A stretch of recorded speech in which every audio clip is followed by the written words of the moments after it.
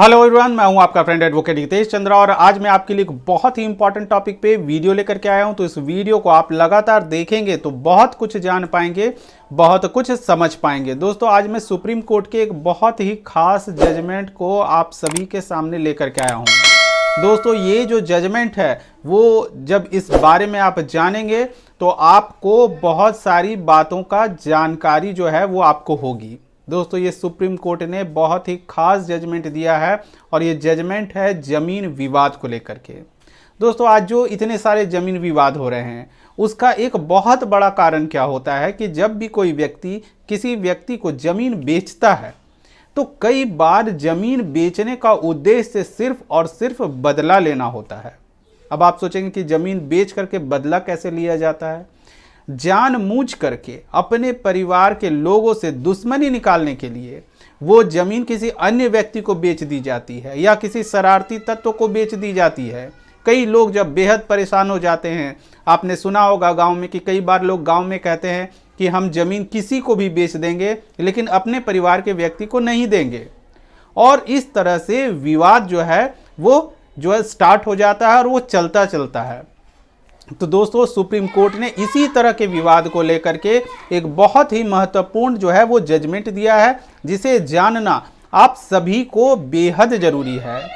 दोस्तों, ये जो जजमेंट है, इस जजमेंट को जान करके जो भी व्यक्ति ज़मीन खरीद लेते हैं या कहीं पर भी ज़मीन खरीद लेते हैं, कई लोगों की फितरत होती है कि वो कहीं की भी ज़मीन खरीद लेते हैं। उनका काम सिर्फ और सिर्फ ज़मीन खरीदना होता है, चाहे आप कहीं की भी ज़मीन बेच दें वो उनसे खरीद लेते हैं। विवादित ज़मीन को वो खरीद लेते हैं और बाद में जो है वो खून खराबा शुरू हो जाता है। कई व्यक्ति ताकत के बल पर भी जो है वो ज़मीन को हड़पने की कोशिश करते हैं। तो दोस्तों, ये वीडियो बहुत खास है और आप सभी के लिए, ज़मीन बेचने वाले के लिए भी और ज़मीन को खरीदने वाले के लिए भी, दोनों के लिए ये वीडियो बहुत इंपॉर्टेंट है। ये जजमेंट बहुत खास है और दोस्तों, मैं ये वीडियो सिर्फ और सिर्फ इसलिए बना रहा हूँ ताकि जो ज़मीन विवाद में जिन लोगों की जान चली जा रही है, जो लोग बिना वजह ज़मीन विवाद में पिसते चले जाते हैं, उनके लिए है कि आप जागरूक बने और गलत डिसीजन नहीं लें, क्योंकि आपका एक गलत फैसला जो है कई सारे मुकदमे को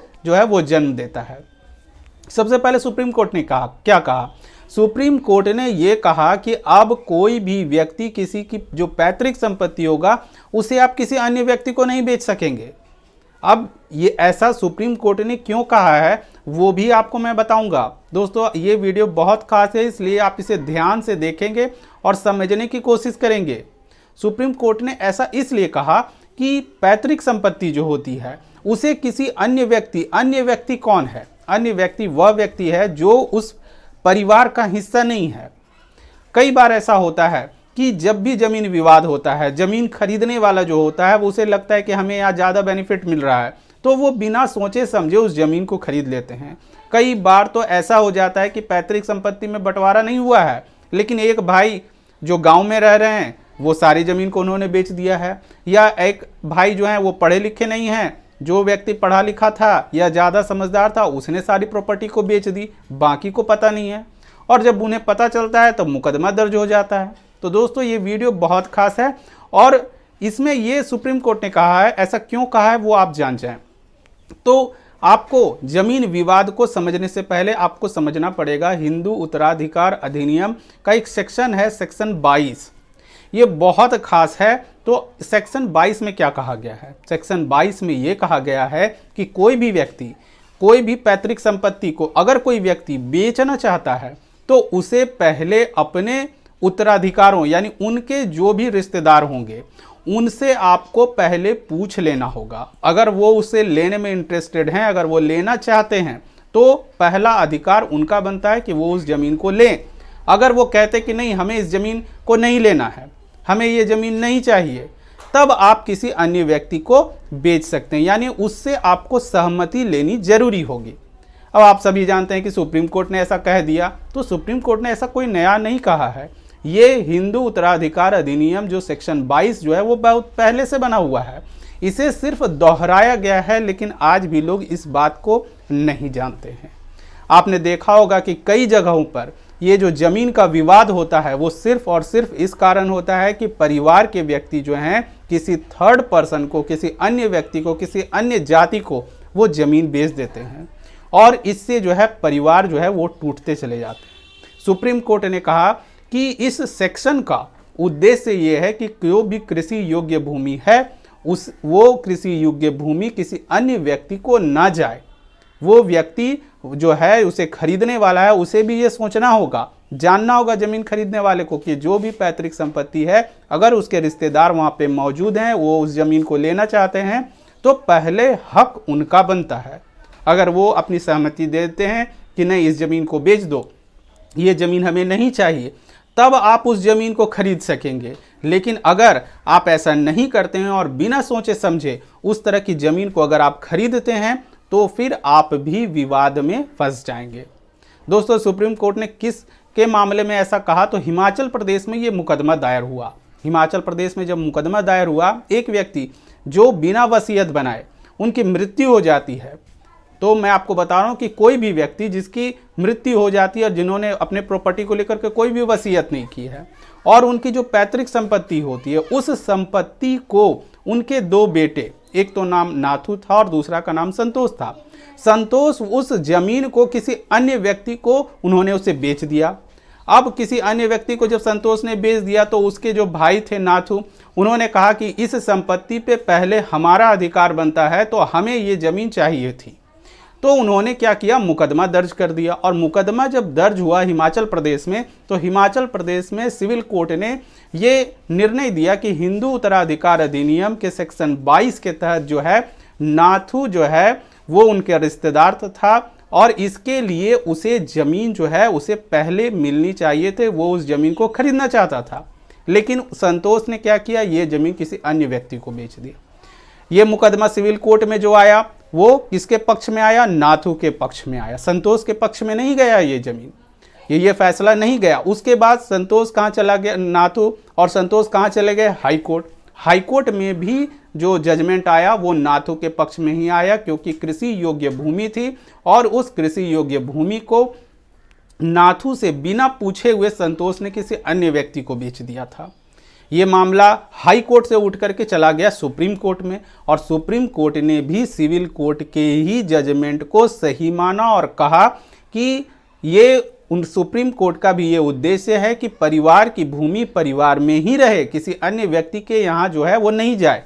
तो दोस्तों, ये जो बातें हैं कि हिंदू उत्तराधिकार अधिनियम जो 22 है ये बहुत खास है और इसी को देखते हुए जो है आप भी ये गलती नहीं करें। अगर आपके परिवार की कोई ज़मीन है, अगर आप गांव में रह रहे हैं या फिर आपके अन्य रिश्तेदार अगर वो बाहर रह रहे हैं तो आपको पैसों के लालच में आकर के इस तरह से अपने रिश्तेदारों के, कई लोग तो अपने रिश्तेदारों की ज़मीन बेच देते हैं, तो ये सभी बिल्कुल गलत है। और बेचने वाले से भी ज़्यादा बेवकूफ़ी जो है वो खरीदने वाले करते हैं।